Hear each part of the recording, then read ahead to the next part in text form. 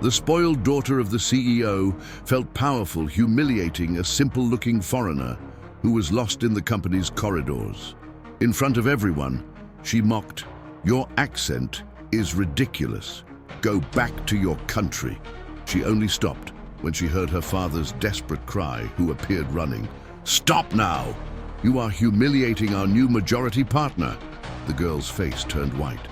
The lobby of Prescott Consolidated's headquarters in New York City was more than a transitional space. It was Veronica's private playground, the stage where the CEO's spoiled daughter showcased her power. She moved through the corporate environment with the weightlessness of someone floating, with the unshakable certainty that the world was hers by birthright, and that everyone there, from the high-level executives to the impeccably dressed security guards, were merely her subjects. On that particular morning, the polished air of the place was charged with an unusual electricity. The company was buzzing with a mixture of anxiety and speculation, all awaiting the arrival of the mysterious and reclusive new investor. A name whispered in the hallways, a ghost who had bought up the majority of the stock, saving the company from the brink of bankruptcy, but whose face no one knew. Veronica, oblivious to any tension that didn't concern her, was admiring her own reflection in the dark screen of her phone, touching up lipstick that was already perfect. It was in this moment of self-appreciation that a shadow fell over her. A middle-aged man, in simple clothes that clashed with the surrounding luxury and with the air of a completely lost tourist, approached her hesitantly. He held a crumpled piece of paper with an address scribbled on it, and, with a thick accent that betrayed his foreign origin, in a halting, almost childlike English, he asked, "Please, the office of Mr. Prescott." Veronica sized him up from head to toe with a contempt she barely bothered to conceal. Her gaze was an icy scan that catalogued the cheap fabric of his shirt, the worn-out shoes, the expression of someone who did not belong in this universe of wealth and power. To her, he was just another poor foreigner. A mistake in the flawless scenery of her empire, a dissonant note in the symphony of her success. "First, learn to speak English properly.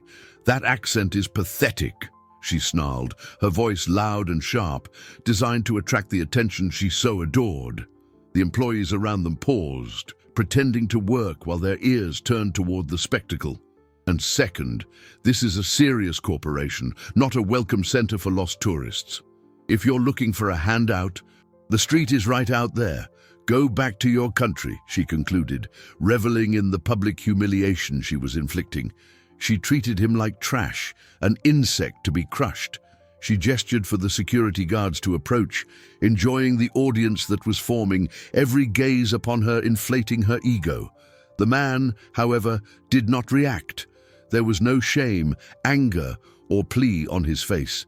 He just watched her with a profound calm, a silence that irritated her more than any response.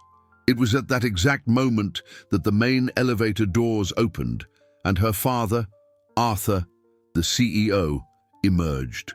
Upon seeing the scene unfolding in the center of his lobby, his face, previously marked by the anxiety of waiting, transformed into a mask of pure panic. "Stop!" he yelled, his voice echoing off the polished marble as he ran desperately toward them.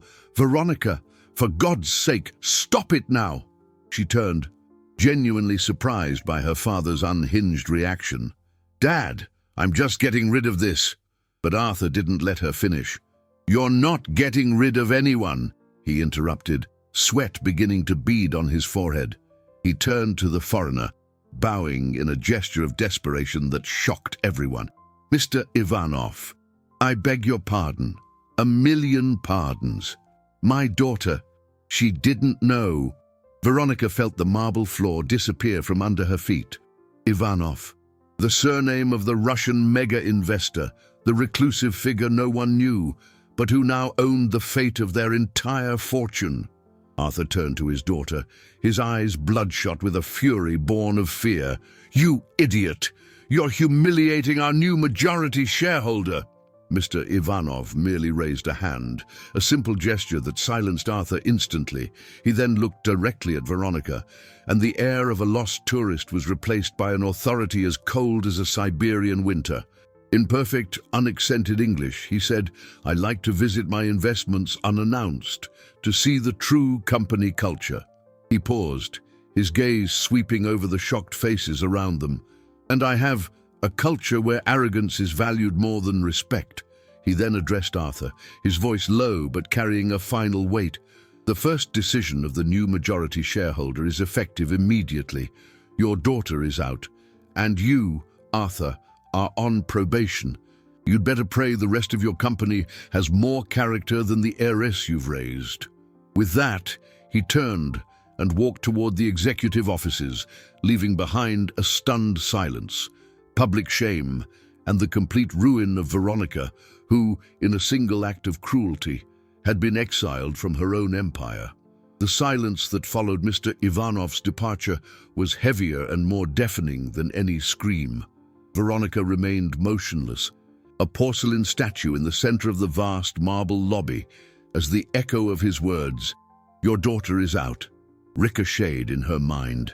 The world, which seconds before had spun obediently around her, had come to an abrupt halt, throwing her from her axis. She saw her father, Arthur, follow the Russian investor like a frightened dog, without casting a single glance her way, without a word of comfort or defense. The paternal abandonment was the first stab, sharper and more painful than the public humiliation. The buzzing in her ears was the sound of her empire crumbling, the family fortune, built over generations, slipping through her fingers because of a single thoughtless sentence. She looked at her hands, expecting to see them soiled with the dust of her own ruin. They were clean, but they trembled uncontrollably. The audience of employees, previously frozen in shock, began to move. The spell of her power was broken. The whispers started, low at first, then growing in volume, like the hum of a swarm of bees. They were looks she had never received before, not of fear or admiration, but of pity, contempt, and worst of all, satisfaction. She tried to gather the shards of her arrogance, to lift her head and blast them with a glare, as she always had, but she found she no longer had the strength. Her authority had evaporated. It was then that David, one of the oldest security guards, a man whose face she saw every day but had never truly seen, approached. His posture was no longer that of a subordinate. It was that of a professional carrying out an order. "Miss Prescott," he said, his voice calm and respectful, yet unyielding, "I need you to come with me, please." The word "miss" sounded like a mockery. "Come with you? Where?" she spat, trying to inject her voice with its usual venom. "I'm not going anywhere." David sighed, an almost imperceptible sound of weariness. "I have direct orders from the new management. You need to vacate the company premises. Your access has been revoked." He held out his hand. "Your ID card, please." That small plastic rectangle was the symbol of everything she was. Unrestricted access, the key to her kingdom. Handing it over was admitting defeat. She clutched it, the sharp plastic digging into her palm. But then the futility of her resistance hit her. The card was worthless now. It was just a useless piece of plastic, a reminder of a power that was no longer hers. The family's assets meant nothing in that moment. The walk to the revolving glass doors was the longest of her life. Every step under the curious gazes of the employees was torture. She felt her back burning, as if each pair of eyes were a branding iron. David walked beside her, silent, not as a protector, but as a warden. As she passed through the doors, the sunlight momentarily blinded her. The sound of the city, horns, conversations, the incessant hum of New York invaded her in a way it never had before. She had always been shielded from these noises, inside her tinted window car or the climate-controlled silence of her office. Now, she was exposed, vulnerable. She turned, looking for her driver, the faithful Frank. who should have been waiting with the company's luxury sedan. But the spot was empty, of course. The orders had been efficient and swift. All her privileges, all the assets she considered an extension of herself, had been cut off at once. She was alone on the sidewalk, dressed in designer clothes that suddenly felt like a ridiculous costume. The real world, which she had always observed from above, now swallowed her whole. In her hand, her phone vibrated, a strident buzz against the silence of her despair. The name on the screen shone like a final verdict. Dad. Her heart leapt, a mix of hope and dread. Was he calling to rescue her, or to confirm her exile? Her finger hovered over the green button, trembling, afraid of the voice she would hear on the other end. With a trembling finger, Veronica answered the call. For a fleeting instant, a spark of hope ignited amidst the panic. Maybe her father had defended her. Maybe there was a misunderstanding. A way to reverse this catastrophe. But the voice that came through the line was not that of her protective father. It was the cold, distant voice of Arthur Prescott, the CEO, a man fighting to save his own sinking ship. "Veronica," he began, without any trace of affection, his voice low and rushed. "Do you have any idea what you've done? The company's capital is at risk. The man you humiliated holds our future in his hands. Our stock could tank in pre-market trading tomorrow if he decides to publicize this." She opened her mouth to defend herself, to blame the foreigner, to beg, but he gave her no room. "There's nothing I can do. Am I clear? He's watching me, my every move.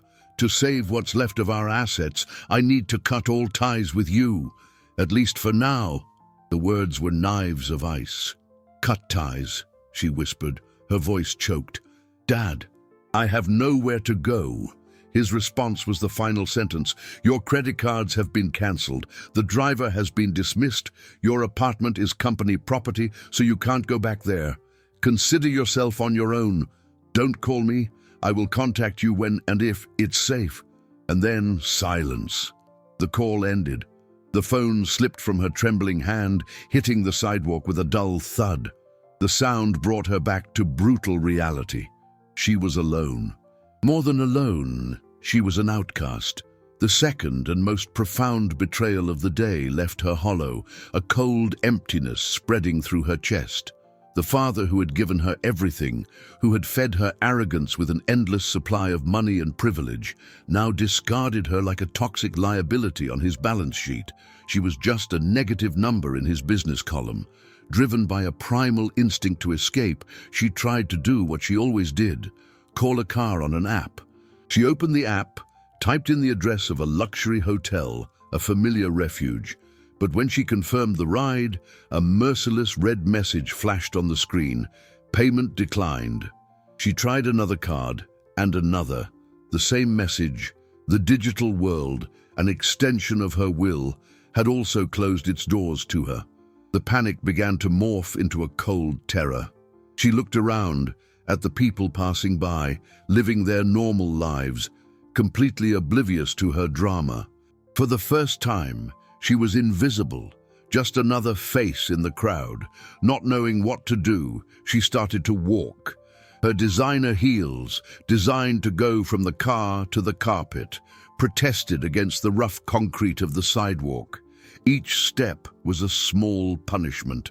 The city, which she had always seen through a tinted window, now assaulted her with its smells, its sounds, the heat radiating from the asphalt. She had no idea where she was going, only that she was moving away from the building that had once been her kingdom. After what felt like an eternity, with her feet throbbing and the sun beating down on her head, she recognized the neighborhood. It was where her apartment was. A wave of relief washed over her. Her father might have said that on the phone out of fear, but surely he wouldn't leave her on the street. It was her home. It was her sanctuary. That place, at least, was safe. With her strength renewed by hope, she quickened her pace, almost running the last few blocks. She saw the imposing facade of the building, the uniformed doorman at the entrance, Robert, a man whose face she saw every day, but whose name she might have never bothered to learn. He saw her approach, and his expression changed. There was pity in his eyes. She tried to walk past him with her usual authority, but he moved, subtly blocking her path. "Miss Prescott," he began, his voice low and uncomfortable. "I'm so sorry. I received express orders from management. You're no longer authorized to go up." Robert's words, spoken with a politeness that only made the situation more humiliating, were the iron gates slamming shut on her past, no longer authorized to go up. A simple phrase that stripped her of her home, her identity, her last refuge.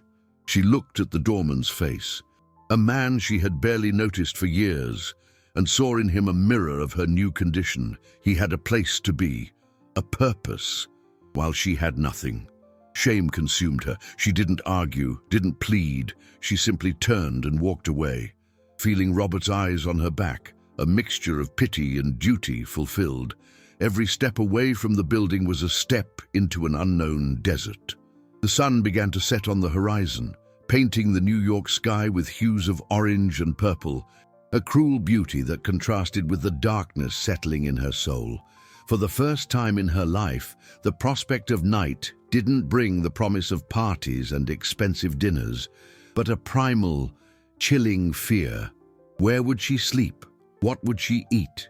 Questions so basic, so mundane, they had never before crossed her mind.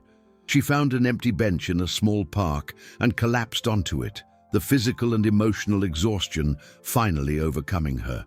Her feet screamed in pain inside the expensive shoes, now dusty and scuffed. She took them off, feeling an immense relief as she touched the cool grass with the soles of her feet.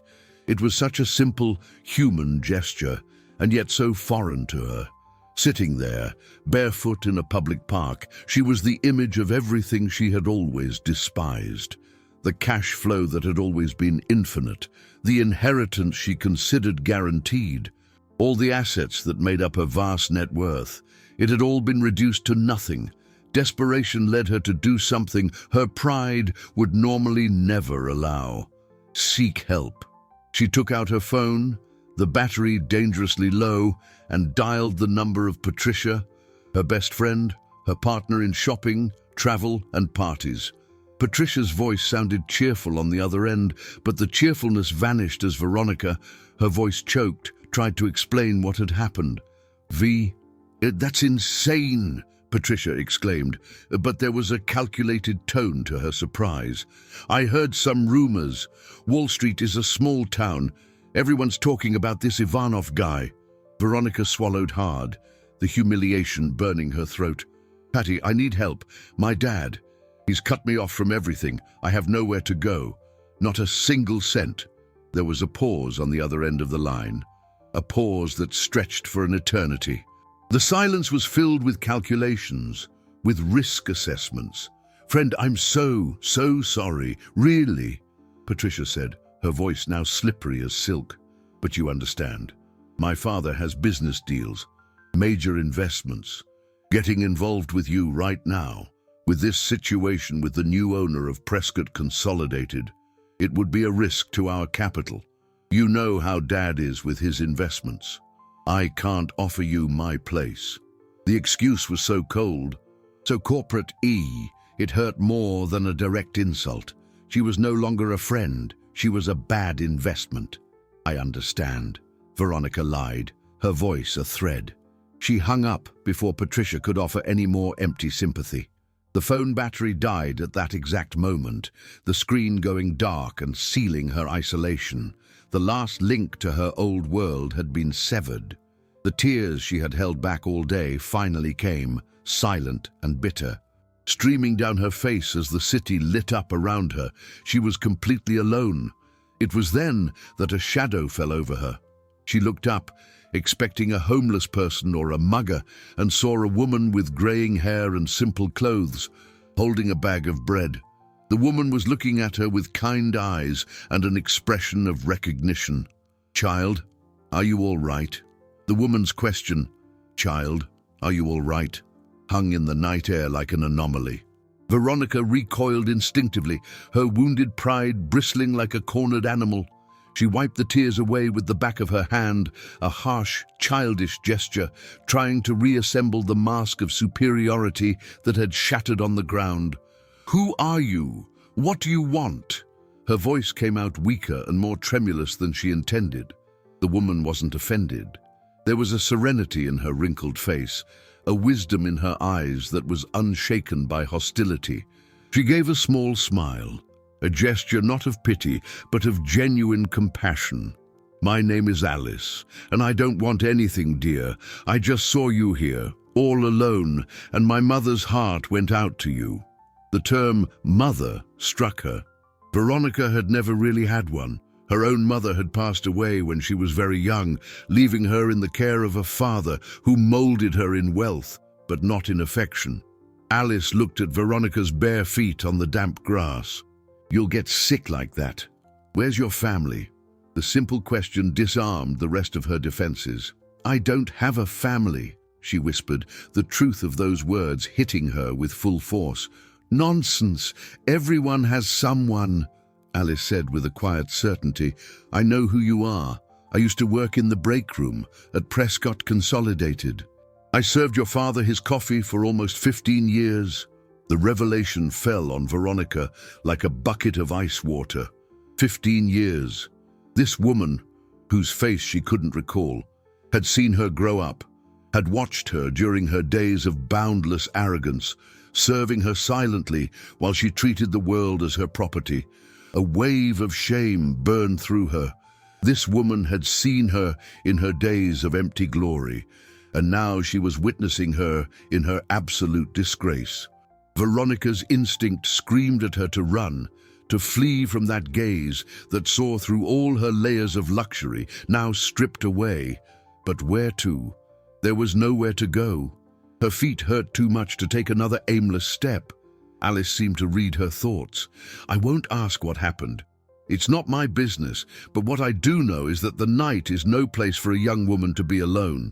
Come, my home is simple, very simple, but it's clean, warm, and there's a pot of soup on the stove." The offer was so pure, so selfless, that Veronica didn't know how to react. In her world, everything had a price. Every favor was an investment. Every gesture was part of a negotiation of social assets and liabilities. Her entire inheritance, all the fortune in dollars and euros her father managed, couldn't buy the decency this stranger was offering for free. She looked at Alice's face, searching for an ulterior motive, a hidden interest, and found nothing but honest concern.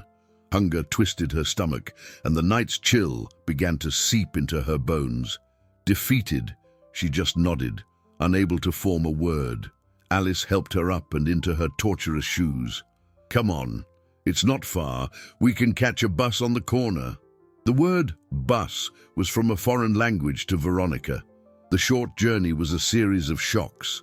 The smell of people, the rocking of the vehicle, the forced proximity to strangers. It was the real world in its rawest form. They got off on a modest street of small, well-kept houses. Alice opened the gate to one of them, a small garden of potted plants decorating the entrance. As she opened the door, a smell of home-cooked food and comfort washed over Veronica, an aroma she didn't know existed. Her eyes, accustomed to the cold vastness of her luxury apartment, took a moment to adjust to the small, cozy living room. And that's when she saw it. On the main wall, above a small sofa, was a photograph in a wooden frame. It was a portrait of a smiling young man wearing a Prescott Consolidated polo shirt. Veronica felt the air leave her lungs. She knew that face. She had destroyed it. The image on the wall froze her. The smiling face in the photograph belonged to Lucas, a young engineer from the geology department. Her eyes widened in recognition and panic. The memory, sharp and cruel, returned with overwhelming force. About a year ago, in one of her fits of power, she had publicly humiliated him. He had dared to correct her on a technical detail in a meeting, a correction made politely, but which she, in her hubris, had interpreted as an affront to her authority. Not only did she discredit him in front of the entire board, but she also used her influence over her father to ensure he was fired. She remembered his look, a mixture of disbelief and pain, upon receiving the news. To her, it had been a trivial incident, a show of force, an example to let others know who was in charge. She had forgotten him the next minute, but now the ghost of her actions was there, smiling at her from the wall of the woman who had just offered her shelter. The bowl of soup, the promise of warmth and safety, suddenly seemed like poison. How could she accept kindness from the mother of the man whose career and possibly whose life she had ruined? Alice followed her gaze, and a sad yet proud smile touched her lips. "That's my son, Lucas, my greatest pride." She didn't notice Veronica's pallor, the way her breathing had hitched. A boy with a heart of gold, the best engineer that company ever had. But the corporate world is unfair, my dear. Sometimes, the good people are the ones who suffer the most. Alice's words were devoid of bitterness, laden with a melancholic acceptance that was sharper than any accusation. Veronica felt the floor open up beneath her for the second time that day. She wanted to confess, to scream that she was the guilty one, that the injustice Alice lamented had a name and a face, hers. But the sound wouldn't come out. Cowardice paralyzed her. The fear of what Alice would do if she knew the truth, throw her out, hate her, perhaps something worse, silenced her. Accepting Alice's hospitality now felt like a desecration, an act of hypocrisy so monstrous it was suffocating. However, the alternative was the cold, dark street. Survival, an instinct she barely knew, spoke louder than conscience. She tore her gaze away from the photo, her heart hammering against her ribs. "He's very handsome," she managed to say, her voice a hoarse whisper.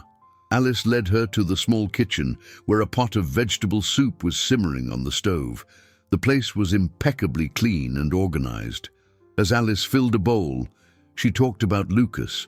She told her about his passion for rock since he was a child, about the all-nighters he pulled to get a college scholarship, about his dream of giving his mother a better life. Every word was a stab to Veronica's conscience. She learned that after being fired, Lucas couldn't find another job in his field. The mining industry was tight-knit, and the stain on his resume, though unjust, was indelible. He was now working as a driver for a rideshare service in another city, trying to save money, feeling like a failure. "But he doesn't give up," Alice said, placing the steaming bowl in front of Veronica. "He has a strong heart. That's the only wealth that really matters, isn't it? Gold, dollars, stocks. That all comes and goes. But character, no one can take that away from you." Veronica looked down at the soup. The colorful vegetables seemed to float in a broth of guilt. Every spoonful she brought to her mouth was torture. The taste of the food mixed with the bitterness of her secret. She was eating the bread of the mother of the man she had destroyed, under the roof he dreamed of renovating. The warmth of the soup didn't warm her body, it only intensified the icy chill in her soul. She finished eating in silence, her mind spinning. She had to get out of there, but how, and to where? Just then, Alice's phone rang. She answered, her face lighting up. "Son, what a nice surprise. How are you?" Alice moved into the living room, chatting animatedly. Veronica was frozen in the kitchen, Lucas's voice echoing faintly over the phone. He was there, on the other end of the line, and his invisible presence filled the small space, leaving her breathless. She glanced at the back door, an escape route. But then Alice turned and, with the phone still to her ear, gestured to her, a look that said, "Wait." The call ended, and Alice returned to the kitchen, her face tense. That was Lucas. He's coming back to New York. He gets in tomorrow morning. The news landed like a bomb in the silence of the small kitchen. Lucas was coming back tomorrow. The air seemed to grow thicker, heavier, harder to breathe. The smiling face in the living room photograph transformed, in Veronica's mind, into an accuser who would soon be there in the flesh to confront her with the crime she had committed. Panic enveloped her, cold and suffocating. She had to flee, now, before the sun rose and brought with it the man who was the living embodiment of her cruelty. She stood up abruptly, the chair scraping loudly against the floor, a noise that startled even herself. "Alice, I can't stay. Thank you so much for your help, the food, everything, but I have to go." Alice looked at her, concern creasing her brow. "Go? Go where, child? It's late, it's dangerous out there." "You have nowhere to go." The logic in Alice's words was undeniable, but fear was an irrational and far more powerful force. "I'll manage. I'll figure something out," Veronica lied, her voice bordering on hysterical. "I can't be here when your son arrives. I just can't." She expected Alice to question her, to ask why she was having such a strange reaction, but the older woman seemed to interpret her desperation differently. Perhaps she thought it was shame, the pride of a rich girl who didn't want to be seen in such a state of misery. With a sigh of resignation, Alice didn't insist. "If that's what you want, but wait a minute." She went to a small cabinet in the living room and returned with a $50 bill and a simple wool cardigan. "Take this. It's not much, but it'll help with a meal and maybe a room at a cheap motel for the night. And take the cardigan. The mornings are cold." Veronica looked at the money and the piece of clothing. It was a gesture of pure kindness, an act of altruism from the person she had wronged most in the world. The guilt crushed her with a physical weight, bending her shoulders. She took the items, unable to look Alice in the eye. "Thank you," she whispered, the inadequate word scratching her throat. She walked to the door like an automaton, each step a monumental effort. She opened it, and the cold night air hit her, a prelude to what awaited outside. Before she could leave, Alice's voice stopped her. "Child, what's your name?" Veronica froze, her hand on the doorknob. Her name. To say her name was to confess part of her crime, to link the heiress of Prescott Consolidated to this pathetic, fugitive figure. For a moment, she thought of lying, of giving a false name. But as she looked back at Alice's tired, kind face, she couldn't. A lie would be the final desecration. "Veronica," she said, her voice low, almost inaudible. "My name is Veronica." Alice just nodded slowly, the name seeming to hold no special significance for her.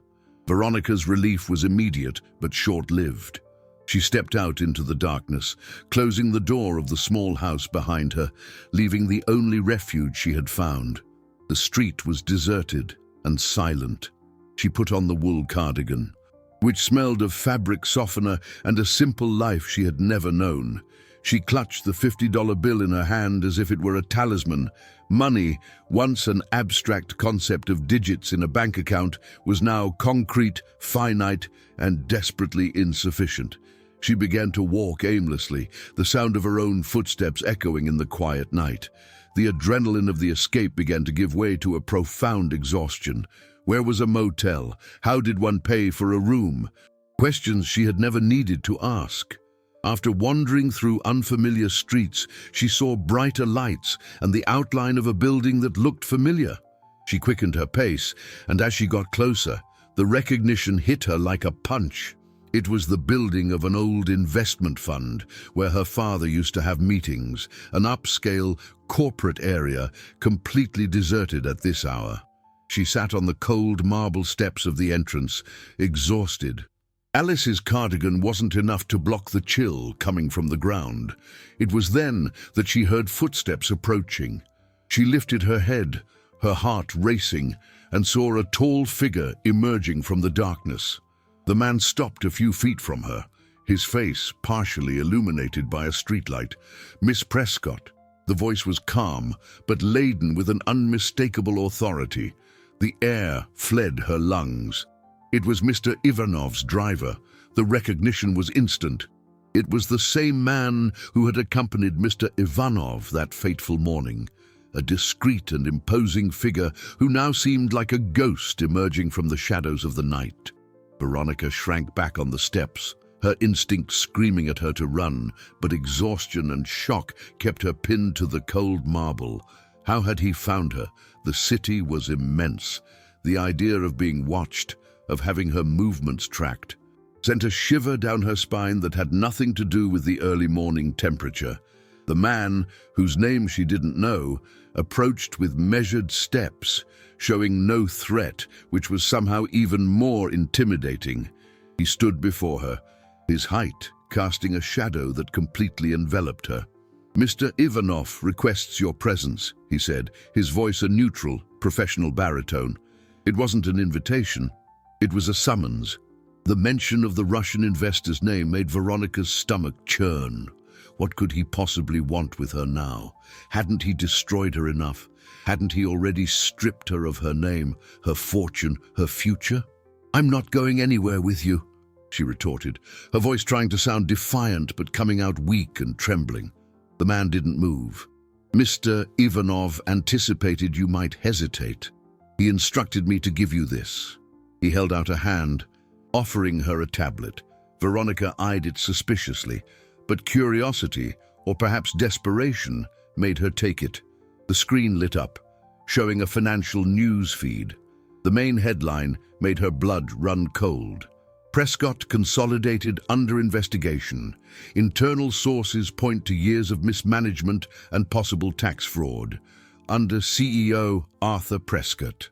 Below, charts showed the imminent collapse of the company's stock in pre-market trading. Her family's net worth.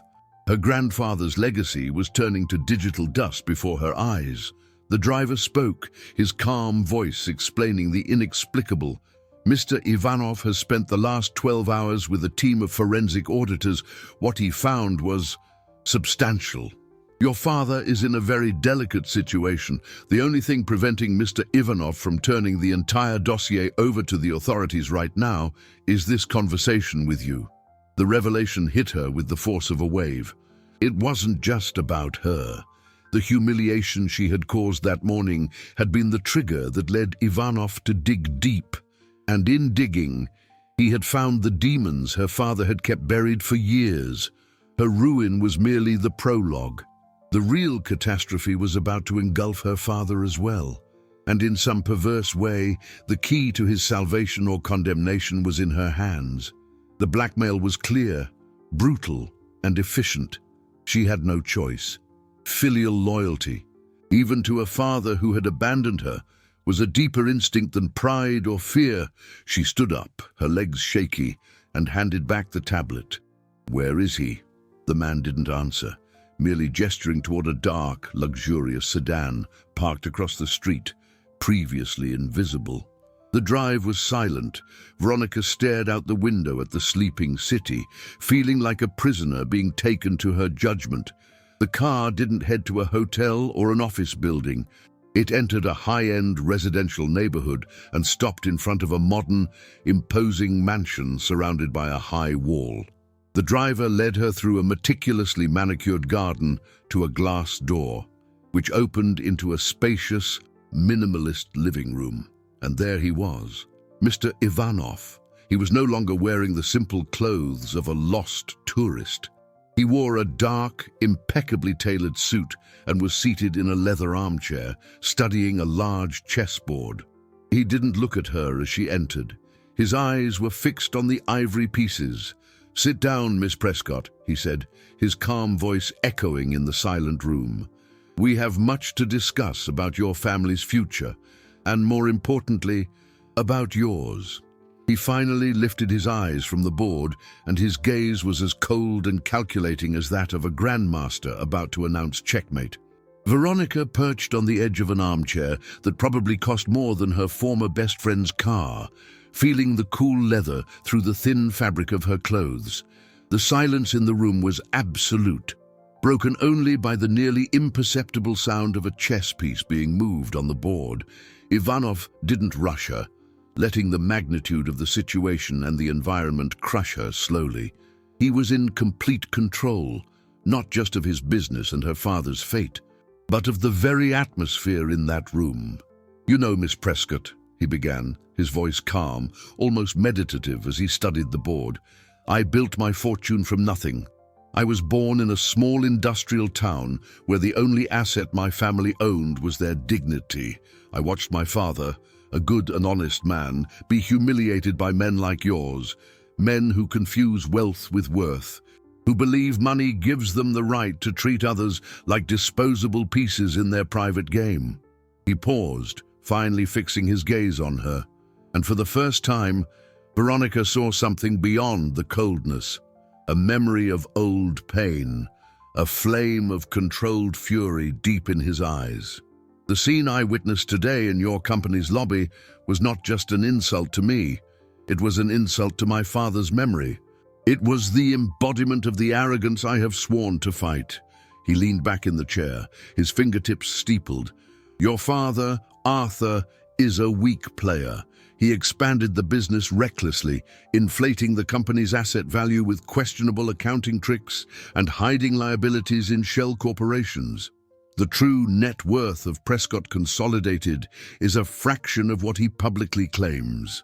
He made a high-stakes gamble, hoping to attract a major investment to cover the hole before it all came crashing down. And he succeeded." Ivanov gave a humorless smile. "He attracted me, but I am not the savior he was hoping for. I am the man who has come to collect the debt." Veronica felt a lump in her throat. The image of her father, always so powerful and unshakable, crumbled, replaced by that of a desperate man, a gambler about to lose everything. "What are you going to do?" she asked, her voice a thread. "That depends on you," he replied, returning his attention to the chess game. "I could destroy your father. It would be easy. The press would love the story. But simple destruction does not interest me. I prefer restructuring." He moved a bishop, capturing a pawn. "I have bought the company and everything in it. That includes the moral debt you have all accumulated. And that debt, Miss Prescott, will be paid by you." Her heart was racing. What did he want? Money. She no longer had any. A public confession. The humiliation would be unbearable. Ivanov seemed to read her mind. "I don't want your money, as you have none. And I don't want your humiliation, as you have already experienced that today. I want something far more valuable. I want your transformation." He stood and walked to the large glass window overlooking the dark garden. You were raised in a bubble of privilege, taught that your worth came from your family's fortune. I am going to give you the opportunity to build your own worth, from scratch, to understand the world you have always scorned." He turned to face her, his expression unreadable. "Your father will not go to jail. He will remain as a puppet CEO under my absolute control while I dismantle the house of cards he built. In return, you will do exactly as I say, for as long as I deem necessary." It was a sentence, not an offer, indefinite servitude in exchange for her father's freedom. She had no strength to refuse. "What? What do I have to do?" she stammered. Ivanov walked back to the armchair, took a business card from a small silver box and held it out to her. "Your first test begins at dawn. This is the address of one of our construction sites. Report to the foreman, a man named Ramiro, at 6 a.m. sharp. He will be expecting you." Veronica took the card, confused. "What will I be doing there?" Mr. Ivanov looked at her with a cutting coldness, and his final words sealed her fate. "You will receive your uniform and your tools. And then, Veronica, you're going to learn how to lay bricks. Your new job is in construction." The pre-dawn hours morphed into a grey, chilly morning as the luxury car glided silently through the streets of New York. Veronica remained sunk in the leather seat, the card with the construction site's address clutched in her hand. Every mile traveled pushed her further from the world she knew, a universe of balance sheets, investment returns, and discussions about the family's cash flow, and into a reality she didn't even know existed. She thought about the word work, To her, work was something other people did, an activity her father supervised from his ivory tower to generate the fortune she spent. The idea of exchanging her time and physical effort for money was so alien and degrading, it felt like a nightmare. All the capital, the entire inheritance she had always considered her birthright, had evaporated, and now her body was her only asset. The car stopped in front of a makeshift metal gate in a plywood fence. Beyond it, the skeleton of a building under construction could be seen, a frame of concrete and rebar against the pale sky. The driver said nothing, just opened the door for her. Veronica got out, and the smell of damp earth and cement dust hit her with full force. The sound was a cacophony of men's voices, hammering, and the buzz of some machine. Dozens of men, all dressed in dirty work clothes, stopped what they were doing to stare at her. The looks were a mixture of curiosity, surprise, and mockery. There she was, in her rumpled designer clothes and stilettos sinking into the mud, a swan in a pigsty. An older man, his skin leathery from the sun and a yellow hard hat on his head, walked toward her. His face was a mask of seriousness, his small, piercing eyes appraising her without any deference. "You must be Veronica," he said, his voice rough and unceremonious. "I'm Ramiro, the foreman. The boss said you were coming." He spat on the ground, a gesture that made her flinch. "You think those clothes are any good here? There's a shipping container over there. Got a uniform for you. Put it on and be back in 5 minutes. Time is money around here, and your time belongs to me now." The container was stuffy and smelled of sweat. The uniform consisted of thick denim pants, a worn-out t-shirt, and a pair of heavy, uncomfortable work boots. Putting on those clothes was an act of surrender. When she came out, feeling stripped of her identity, Ramiro handed her a pair of thick gloves and a hard hat. "Your first job is simple," he said, pointing to a massive pile of bricks on one side of the lot and an empty area on the other. "I want all those bricks over there, one by one, if you have to. No breaks until lunch." Veronica looked at the mountain of bricks. It seemed like an impossible task, a sadistic punishment worthy of a Greek myth. She walked to the pile, the mockery of the other workers burning her back. She picked up the first brick. Its weight surprised her, as did the rough texture that scraped the inside of the gloves. She carried it, her arms already protesting, and set it down on the other side. She went back and got another, and another. The sun began to climb, heating the air. Sweat poured down her face, mixing with the dust. Her muscles, unaccustomed to any effort, screamed in agony. Each brick seemed heavier than the last. She saw the other men working in teams, laughing, operating machinery, raising walls with a skill that seemed like magic. She, on the other hand, was stuck with this solitary, humiliating task. Her mind wandered to her old life, to bank statements filled with dollars, to discussions about the price of gold. It all seemed like a joke now. What was the real value of $1 billion net worth if it couldn't spare her the pain in her back or the blisters forming on her hands? Exhausted, after an hour that felt like an entire day, she tried to grab 2 bricks at once to speed up the process. The combined weight was too much. Her legs buckled, her balance failed her, and she stumbled, falling to her knees in the mud, the bricks shattering beside her. The sharp sound of laughter erupted around her, echoing across the construction site. She stayed there, paralyzed, the cold mud seeping into her clothes, tears of frustration and humiliation burning her eyes as Ramiro's shadow fell over her. Ramiro's shadow fell over Veronica like that of a vulture. She expected a yell, a reprimand, maybe even to be fired from this hellish job she didn't even want. But what came was worse. He didn't offer her a hand. He just watched her on her knees in the mud, with a look that mixed contempt and a strange kind of brutal wisdom. "A fall teaches you more than advice," he said, his deep voice cutting through the laughter that was starting to die down. "You've always had everything, haven't you, girl? a fortune you never had to sweat for. You think life is a treasure you inherit, but real life is like this brick. It's heavy, it's rough, and if you don't know how to hold it steady, it'll knock you right into the mud."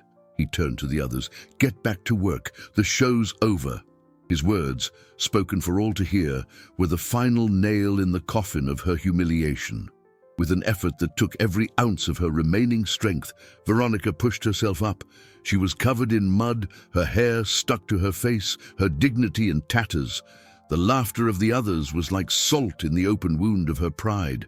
But something inside her changed in that moment. The pain of the fall and the sting of humiliation merged into a new, strange emotion, stubbornness. She didn't look at anyone. She ignored the stares and the whispers. She went back to the pile of bricks and, with hands shaking from rage and exhaustion, she picked up another one and another. The rest of the morning was a blur of pain. Her muscles burned. The blisters on her hands stung and broke. But she didn't stop. The task became an act of defiance, a silent war against Ramiro, against the other workers, against Ivanov, and above all, against the weak, useless girl she had always been. When the siren blared for lunch, she nearly collapsed. The other men gathered in groups, opening their lunchboxes, laughing and talking. She moved away, finding an isolated corner, and sat on the ground, her back against an unfinished concrete wall. She had no food, no water, only pain and filth for company. That's when one of the older workers, a man with white hair and a face etched with wrinkles, approached her. He hadn't been one of the ones laughing the loudest. He held out a small bottle of water and half a sandwich wrapped in aluminum foil. "Here, miss, empty stomach, don't stand up straight." Veronica stared at him, suspicious. "Why?" she asked, her voice hoarse. The man shrugged. "Because I've been on the ground plenty of times myself. You learn it's better to offer a hand up than to kick someone who's already down." She accepted the offer in silence, gratitude and shame warring within her. This man, who probably didn't have a fraction of the net worth she once squandered, was sharing his lunch with her, asking for nothing in return. It was a form of wealth she had never understood. The water had never tasted so good, and the simple bologna sandwich on white bread was the best meal of her life. The man, whose name was Joe, sat a short distance away and gave her a tip. 2 at a time, 1 in each hand, balances the weight on your spine, tires the arms, but saves the back. In the afternoon, she followed his advice. The work was still excruciating, but Joe's technique made it minimally bearable. She kept going, driven by a determination she didn't know she possessed, until the final siren sounded, signaling the end of the workday. Exhausted, barely able to stand, she headed for the gate, unsure of what to do next. Would she have to go back to Alice's? Would she have to sleep on the street? Ivanov's driver appeared as silently as he had that morning, but before she could get in the car, another vehicle, a gleaming white luxury convertible, completely out of place in this landscape of dust and labor, screeched to a halt beside them. The driver's door opened, and out stepped a figure Veronica knew all too well, dressed from head to toe in the most expensive brands. Her eyes widened in shock and horror. It was Patricia. Patricia's arrival was like a cruel spotlight illuminating the scene of Veronica's misery. The immaculate white car seemed to suck all the light from the twilight, contrasting violently with the filth and exhaustion that covered her. Patricia exited the vehicle as if on a runway, her designer sunglasses pushed to the top of her head, her hair perfectly styled, and a silk dress that likely cost more than the monthly salary of every man on that site. She glanced around with a look of barely concealed disgust before her eyes landed on Veronica. A grimace of horror and fascination formed on her face. It was the expression of someone looking at a car crash. Terrible, but impossible to look away from. "V! Oh my God!" she exclaimed, her voice loud and shrill, drawing the attention of the few workers still lingering. "Is that really you? What happened? I heard the rumors about your dad and the company, something crazy on the stock market, but this..." She gestured at Veronica's body, from head to toe, as if assessing a piece of trash. Every word was a stab. Patricia wasn't there to help. She was there to witness, to collect the hottest gossip of the year and ensure that Veronica's fall was as spectacular as the rumors claimed. Veronica felt the blood rush to her face, a mixture of shame and fury. The old Veronica would have responded with equal venom, would have attacked Patricia with her own dirty secrets. But the old Veronica was dead, buried under a mountain of bricks and mud. "What do you want, Patricia?" Veronica asked, her voice quiet, tired, but firm. Patricia placed a hand on her chest in a gesture of false solidarity. "Friend, I was so worried. I tried calling, but your phone was off. I couldn't just leave you like this. Look, I can't take you home. Daddy would kill me if I got mixed up in your father's business scandal, but I brought you some cash." She opened her designer handbag and pulled out a few crumpled bills, holding them out as if feeding a stray animal. "You can get a motel room, something to eat." It was in that moment that the transformation inside Veronica solidified.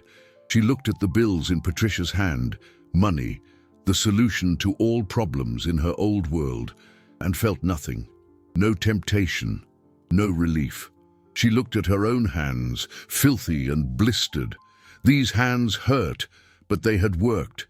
They had moved a mountain of bricks. They were the hands of someone who, for the first time, had done something for herself. She remembered Joe's sandwich, an act of genuine human wealth. She remembered the weight of the bricks, a brutal lesson in the value of effort. And then she looked into Patricia's eyes and saw the emptiness, the poverty of spirit behind all that fortune. With a calm she never knew she possessed, Veronica lifted her head. "Keep your money, Patricia. I don't need your charity."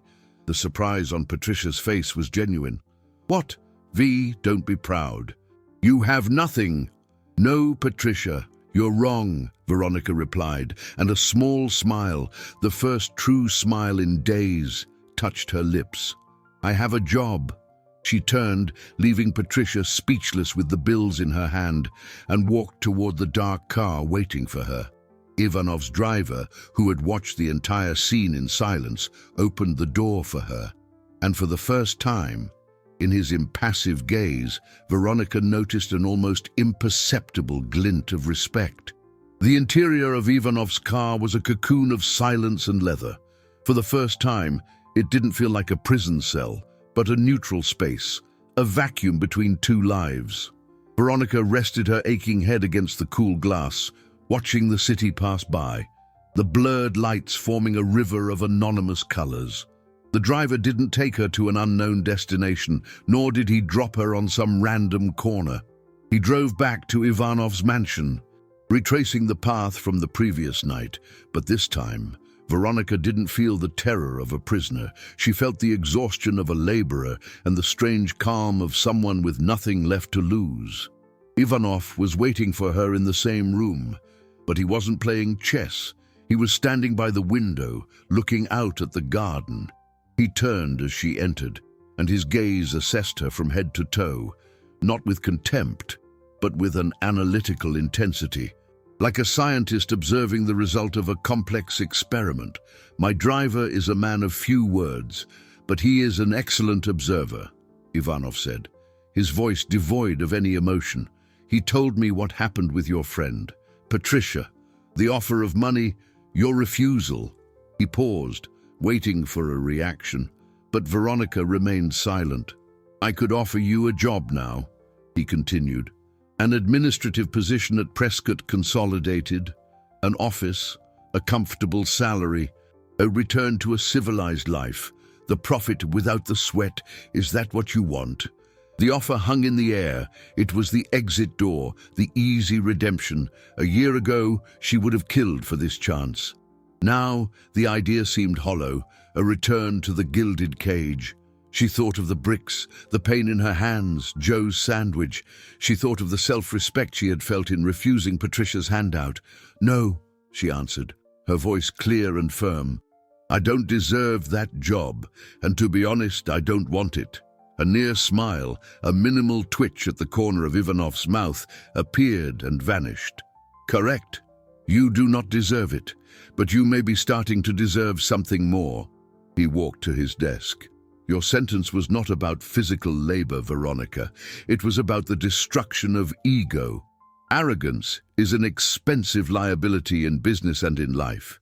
It seems your net worth in that particular asset has finally hit zero."